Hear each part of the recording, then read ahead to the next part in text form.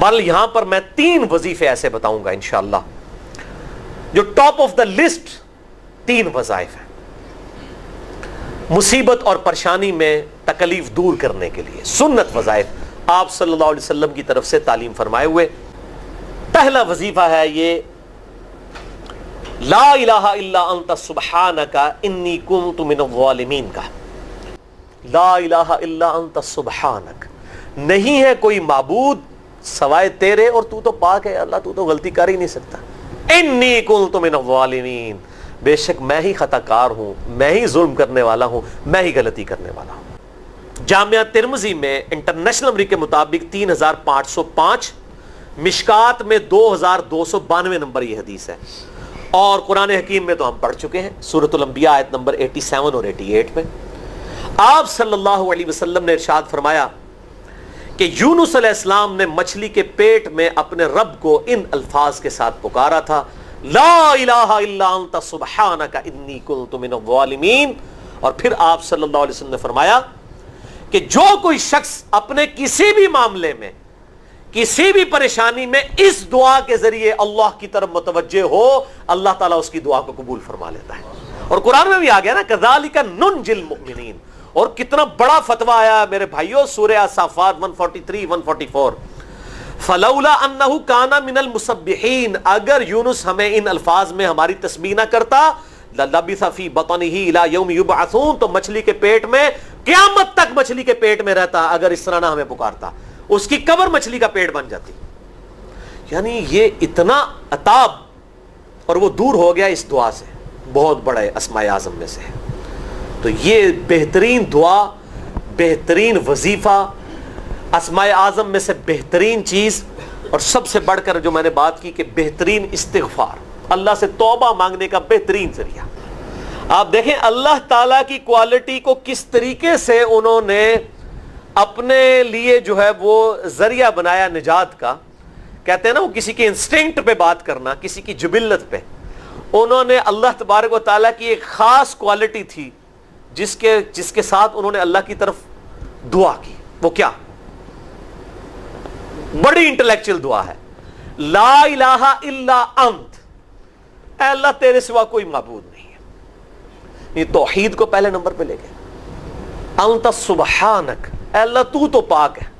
تو غلطی کر ہی نہیں سکتا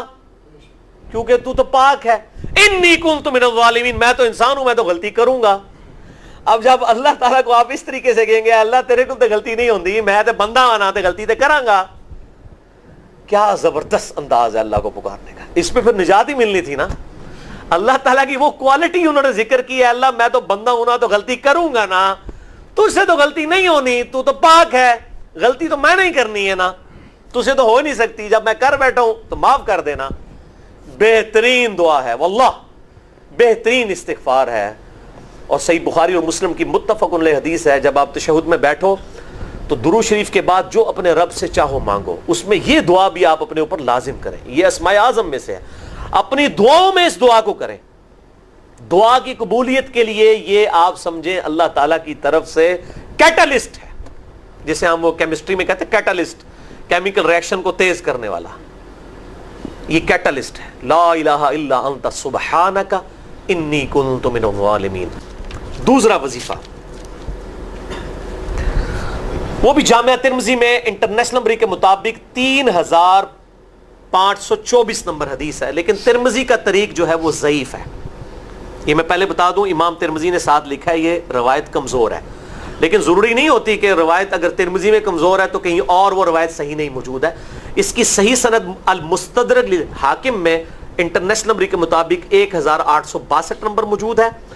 اور سنن نسائی الکبریٰ میں 10492 نمبر ہے، اور مشکات میں بھی 2454 نمبر حدیث ہے انٹرنیشنل نمبر کے مطابق۔ تو صحیح سند المستدرک للحاکم اور سنن نسائی الکبریٰ کے اندر موجود ہے، اور وہ وظیفہ ہے انس ابن مالک کہتے ہیں اور سعد ابن ابی وقاص کہتے ہیں رضی اللہ تعالی عنہما وعلیہم السلام کہ آپ صلی اللہ علیہ وسلم کو جب کبھی کوئی تکلیف یا پریشانی پہنچتی تو آپ صلی اللہ علیہ وآلہ وسلم ہمیشہ ان الفاظ میں اپنے رب کو پکارا کرتے ہیں۔ یا حی یا قیوم برحمتک استغیث، اے خود سے زندہ ہر چیز کو تھامنے والے، میں تیری رحمت کے ساتھ تیری مدد کا سوال کرتا ہوں۔ استغیث بولیں گے نا الف کے ساتھ، حمزہ کے ساتھ، تو یہ سنگولر کا صیغہ ہوگا، اور اگر ہم بولیں گے نستغیث نون کے ساتھ تو یہ جمع کا صیغہ بن جائے گا۔ کتنی بہترین دعا ہے، اے خود سے زندہ ہر چیز کو تھامنے والے، میں تیری رحمت کے ساتھ تیری مدد کا سوال کرتا ہوں۔ تو یہ بھی اسماء اعظم میں سے ہے۔ بہرحال یہ دوسرا وظیفہ ہو گیا۔ اب تیسرا وظیفہ جو ہے کمال وظیفہ، صحیح بخاری میں موجود ہے، انٹرنیشنل نمبر کے مطابق 4563 نمبر۔ ابن عباس رضی اللہ تعالی عنہما کہتے ہیں وعلیہم السلام، وہ کہتے ہیں کہ سیدنا ابراہیم علیہ السلام کو جب آگ میں پھینک رہے تھے نا،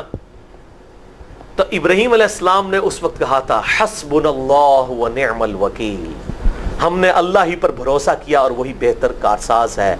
اور تمہارے نبی صلی اللہ علیہ وسلم کو بھی جب مصیبت اور پریشانی آتی تھی وہ بھی پڑھا کرتے تھے حسبنا اللہ ونعم الوکیل، ہم نے اللہ ہی پر بھروسہ کیا اور وہی بہتر کارساز ہے۔ اس کے بعد وہ شعر جو بنا دیا نا، نعم المولا و نعم النصیر، ویسے الگ سے آیت ہے،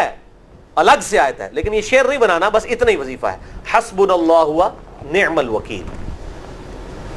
اور یہ جو انہوں نے کہا کہ نبی صلی اللہ علیہ وسلم بھی یہ کہتے تھے، اس کا ذکر الحمدللہ قرآن میں بھی موجود ہے، اس سے بھی بڑھ کر سورہ آل عمران کی 173 نمبر آیت میں ہے کہ جب نبی صلی اللہ علیہ وسلم اور اہل ایمان کو یہ خبر پہنچی کہ کافر ان کے خلاف سازشیں کر رہے ہیں، تو نبی اور اہل ایمان نے پکارا حسبنا اللہ و نعم الوکیل۔ تو حسبنا اللہ و نعم الوکیل قرآن کی آیت بھی ہے، اور یہ ہے وہ آیت، وظیفہ قرآن میں آیا ہوا ہے یہ، آل عمران 173 اور صحیح بخاری 4563۔ اور مجھے بڑا وجد آیا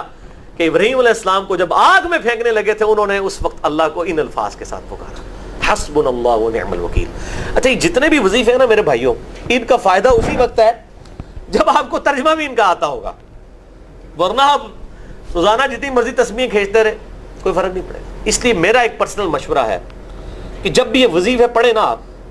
اردو ترجمہ بے شک آتا بھی ہونا، ایک دفعہ اپنی زبان میں اس کو ریپیٹ کریں، یعنی آپ پڑھیں حسبنا اللہ و نعم الوکیل، میں نے اللہ ہی پر بھروسہ کیا اور وہی بہتر کارساز ہے۔ آپ دیکھیں یہ صوت القرآن چینل میں جب وہ عربی چل رہی ہوتی ہے، جیسے ہی وہ مراج الدین خان کا ترجمہ شروع ہوتا ہے نا، کیسے کب کبھی طاری ہو جاتی ہے، کیونکہ ہماری زبان میں بات ہو رہی ہوتی ہے نا، عربی ایویں تو نہیں قیام اللیل میں رو رہے ہوتے، ان کی زبان میں بات ہو رہی ہوتی ہے، اپنی زبان کا اثر ہوتا ہے۔ اسی طریقے سے آپ لا الہ الا انت سبحانک انی کنت من الظالمین، یا حسبنا اللہ و نعم الوکیل، یا حی یا قیوم برحمتک استغیث، جو بھی وظیفے پڑھیں نا، ایک دفعہ ان وظیفوں کو جب آپ الگ سے دعا مانگ رہے ہوں، اس وقت اس کو آپ اپنی زبان میں بھی دہرائیں۔